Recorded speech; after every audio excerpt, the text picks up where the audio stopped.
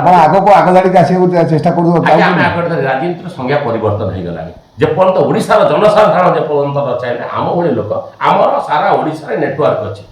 ଯେଉଁମାନେ ବିଜୁ ବାବୁଙ୍କ ସାଙ୍ଗରେ ଥିଲେ ଆଜି ସେମାନେ ବହୁତ ଦୟନୀୟ ଅବସ୍ଥାରେ ବଞ୍ଚିଛନ୍ତି, ସେବା କରୁଛନ୍ତି। ଓଡ଼ିଶା ସାରା ଆଜ୍ଞା ଆମେ ମଝିରେ ମଝିରେ ଗେଟ୍ ଟୁଗେଦର କରୁଛୁ, ଲୁଲୁଙ୍ଗିରେ କରିଥିଲୁ 80 ଦଶକର ଛାତ୍ରବନ୍ଧା କଲୁ।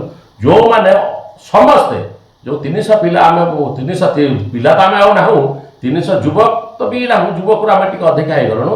ସମସ୍ତେ ଆଜ୍ଞା ଜେଲ୍ ଯାଇଛୁ, ବିଭିନ୍ନ ଜନ ଆନ୍ଦୋଳନରେ ଜେଲ୍ ଯାଇଛୁ। ବିଜୁ ବାବୁଙ୍କ ସାଙ୍ଗେ ଯାଇଛୁ, ରବି ରାୟଙ୍କ ସାଙ୍ଗେ ଯାଇଛୁ, ରାଜୁ ସିଂ ମୁସ୍ତାଫିଜ ସେମାନଙ୍କ ସାଙ୍ଗେ ସମସ୍ତଙ୍କ ସାଙ୍ଗରେ ଆମେ ଜେଲ୍ ଯାଇଛୁ ଜନ ଆନ୍ଦୋଳନ କରିକିରି।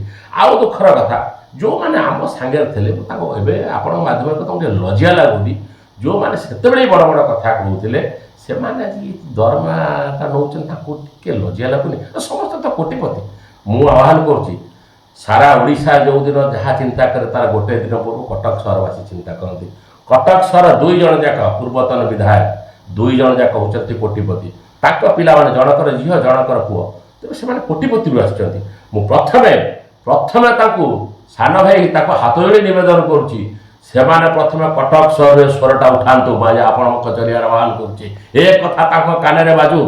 ବାପ କୋଟିପତି, ପୁଅ କୋଟିପତି, ବାପ କୋଟିପତି, ଝିଅ କୋଟିପତି, ସମସ୍ତଙ୍କର ବ୍ୟବସାୟ ବି ଅଛି ବହୁତ। ସେମାନେ ସାରା ଓଡ଼ିଶାରେ ସେମାନେ ନେତୃତ୍ୱ ଦିଅନ୍ତୁ।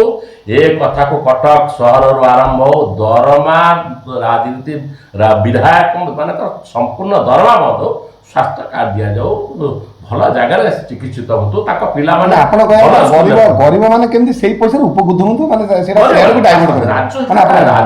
ରହିଲେ ଓଡ଼ିଶାର ପ୍ରଗତି ହବ। ଯୋଉ ପ୍ରଗତି ହବା ପାଇଁ ହେଲେ ଅର୍ଥ ଦରକାର। ଏ ଅର୍ଥ ଆପଣ ହିସାବ କରନ୍ତୁ, ଅର୍ଥଟା ମାସକୁ କୋଟି କୋଟି ଟଙ୍କା ଦରମା ପେନସନ ବାବଦରେ ଯାଉଛି, ତ ପ୍ରଗତି ଆସିବ କୋଉଠୁ?